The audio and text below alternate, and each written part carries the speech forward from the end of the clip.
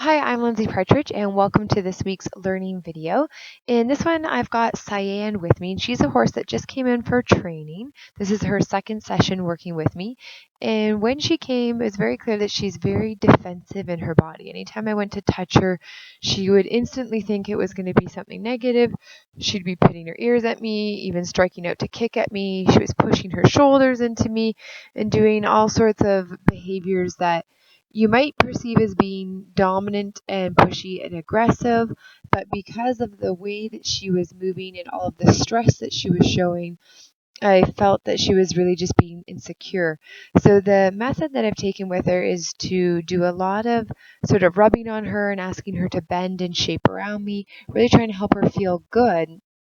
So what I'm doing right now is I'm rubbing her on her rib cage there, not very hard, just sort of rubbing her a little bit, asking her to shape around me, asking her to think, could she shape herself so she takes her shoulders a little bit away from me and bring her nose, slightly bent on my side.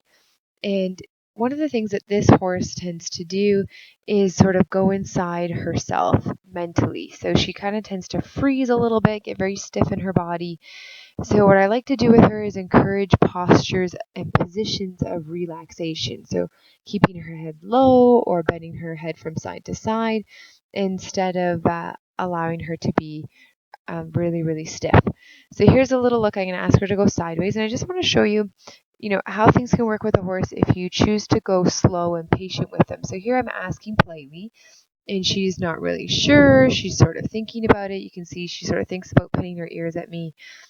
She's a little bit distracted, but she's pretty stressed if I ask. I'm only just touching her with my fingers, and she sort of had her ears go a little bit sour at me. There, she's sort of threatening to nip at me a little bit and sort of rub on me, sort of suggesting, like, hey, go away, like, what are you trying to do to me, kind of thing.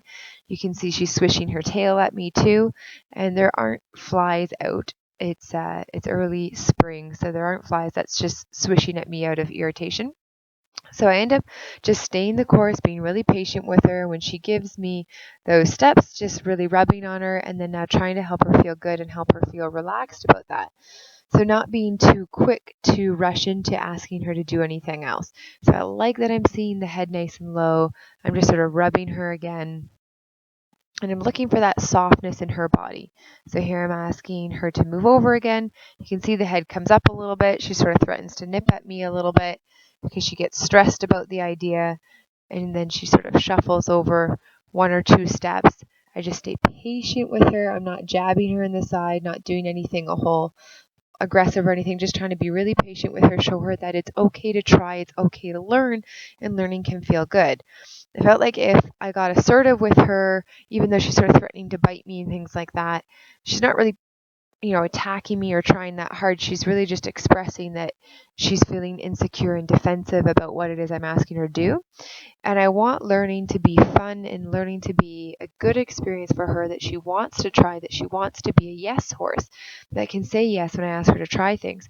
So I'm not going to hit her in the face or do anything to sort of address that, because I'm just reminding her it's okay, all you have to do is try. It's okay, all you have to do is try. I'm not letting her bite me. I'm not backing down or anything like that that's going to cause the behavior to get worse.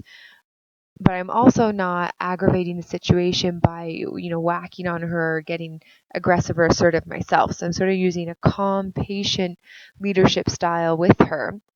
And I wanted to share this with you because I think there's other horses out there that people are working with where, they are a bit nippy, but they're nippy out of stress. And so the way I handle that behavior when a horse is stressed versus when a horse is just being, pushy is with this, I'm going to be softer and kinder and more patient, and really trying to address, bend and helping that horse feel good, relaxed, and calm.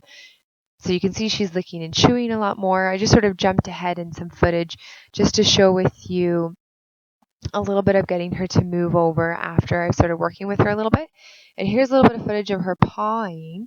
And instead of bumping her and saying, no, don't paw, I just patiently wait with her because that's her, expressing her own frustration. And I don't need to shut her up or not let her express herself as long as it's not, hurting me or pushing into me. It's okay to allow them that freedom a little bit so that way they don't get stressed out from being boxed in. So you can see I'm doing some more bending from side to side with her, asking her to have postures of relaxation. And then here I'm asking her to step sideways again. So I'm focusing on sideways and just, one step. You can see I'm not really asking for a whole lot. I'm just asking her to shift away from me. And I like sideways because it gets them to be thinking a little bit more. They have to process the information. And you can see there I'm giving her lots of rubs because she was really soft, didn't swish her tail at me, didn't get angry with me. And I'm just trying to encourage, there we go, lowering the head, position of relaxation, keeping it soft, and allowing the horse to express himself without being aggressive. So thanks for watching, guys.